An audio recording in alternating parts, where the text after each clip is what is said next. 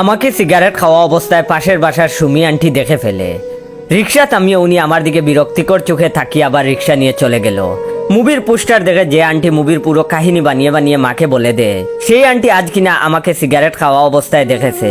উনি তো আজ মাকে গিয়ে বলবে আপনার ছেলে একসাথে যুগলবন্দি করে সিগারেটের ভিতর ভরে খাচ্ছে। আমি সিগারেটটা নিভিয়ে দৌড়ে বাসায় গেলাম। বাসায় গিয়ে দেখি আন্টি সোফায় বসে আছে। কত বড় বদ মহিলা, বিচার দিতে বাসায় এসে গেছে। আমি তখন বয়ার্থ স্বরে ছোট বোনকে দেখে বললাম, মা কোথায় রে? ছোট বোন তখন বলল, মা গোসল করছে। ছোট বোনের মুখে কথাটা শুনে একটু স্বস্তির নিঃশ্বাস নিলাম।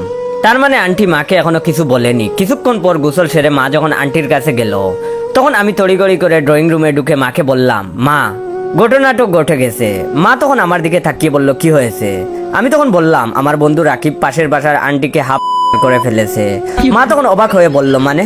আমি তখন একটা দীর্ঘশ্বাস ছেড়ে বললাম, রাকিব গলির মুড়ে সিগারেট খাচ্ছিল, সেটা ওর পাশের বাসার আন্টি দেখে ওর মায়ের কাছে ইনিয়ে বিনিয়ে বিচার দেয়। ওর মা তখন ওরে বকাঝকা করে।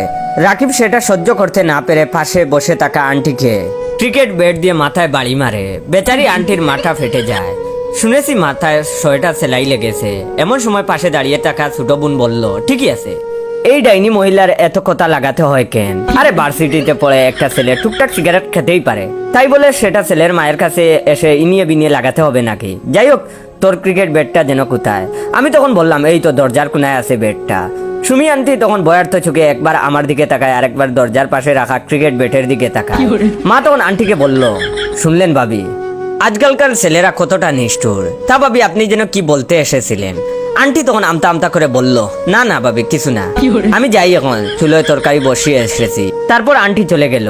আমি তখন নিজের রুমে হাত পা ছড়িয়ে শুয়ে রইলাম। এমন সময় ছোট বোন এসে বলল, তাড়াতাড়ি 200 টাকা দে। আমি তখন ওর দিকে তাকিয়ে বললাম, মানে টাকা কিসের? ছোট বোন তখন মুচকিয়ে এসে বলল, তোকে সাপোর্ট দেওয়ার জন্য।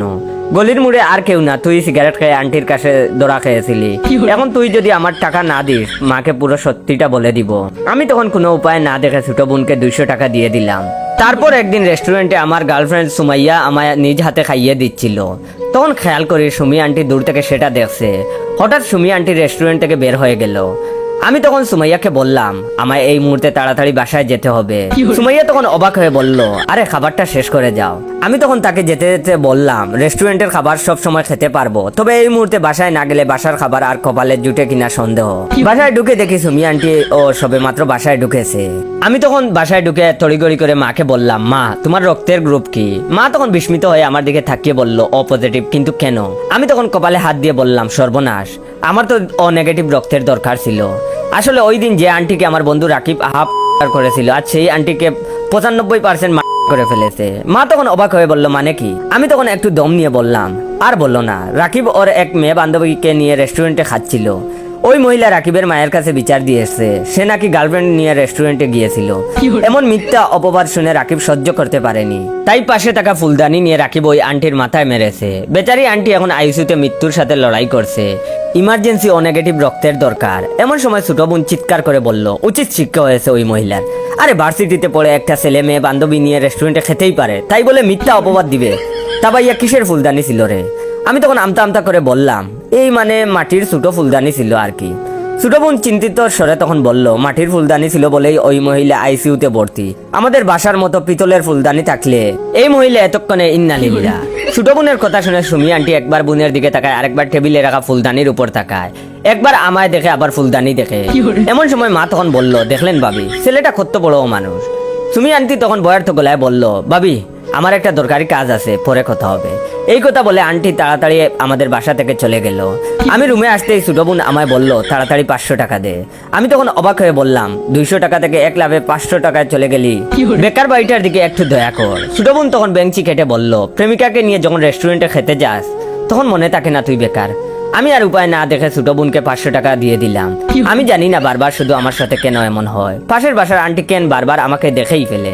সুমাইয়াকে বিয়ে করে যখন কাজী অফিস থেকে বের হলাম, তখন দেখি সুমি আন্টি ভূত দেখার মতো আমার দিকে তাকিয়ে আছে। তারপর রিক্সাওয়ালাকে বলল তাড়াতাড়ি বাসায় যেতে। আমি কোনো উপায় না দেখে রাস্তার পাশে বসে পড়লাম। সুমাইয়া কিছুটা ভয় পেয়ে বলল, জয় তুমি ঠিক আছো? ওয়েট, গল্পটা শেষ করার আগে আপনাদের কাছ থেকে একটু সময় নিয়ে নিচ্ছি। ইদানিং ভাইয়ের ভিডিওতে তেমন আগের মতো লাইক কমেন্ট শেয়ার আসছে না, যার ফলে নতুন নতুন গল্প দিচ্ছি না। যাদের গল্পগুলা ভালো ভালো লাগে তারা অবশ্যই ভাইয়ের এই ভিডিওটা কমপক্ষে আপনার 15 জন বন্ধুকে শেয়ার করে দিবেন এবং কমেন্ট বক্সে বলবেন ভাই ভিডিওটা শেয়ার করেছি, ধন্যবাদ। সুমাইয়া তখন কিছুটা ভয় পেয়ে বলল, জয় তুমি ঠিক আছো? আমি পকেট থেকে ফোনটা বের করতে করতে বললাম আমি ঠিক আছি। তারপর ছোট বোনকে কল করলাম। ছোট বোন ফোন রিসিভ করতেই আমি ওরে বললাম রাকিব পাশের বাসার আন্টিকে ফেলেছে। ছোট বোন হাই তুলতে তুলতে বলল, সেটা না হয় বুঝলাম, তা আজ কি অবস্থায় ধরা খেলি? আমি তখন হালকা গলা খেসে বললাম, সুমাইয়াকে বাসা থেকে বিয়ের জন্য প্রেসার দিচ্ছিল, তাই আজ আমরা গোপনে বিয়ে করে ফেলছি। ভেবেছিলাম কয়েকদিন পর সবাইকে জানাবো, কিন্তু আন্টি তো দেখে ফেললো। ছোট বোন তখন আবারও হাই তুলতে তুলতে বলল, খুব সবের কাজ করেছিস, এখন আমার বিকাশে তাড়াতাড়ি 1000 টাকা দে, টাকা হাতে পেলেই কাজ শুরু করব।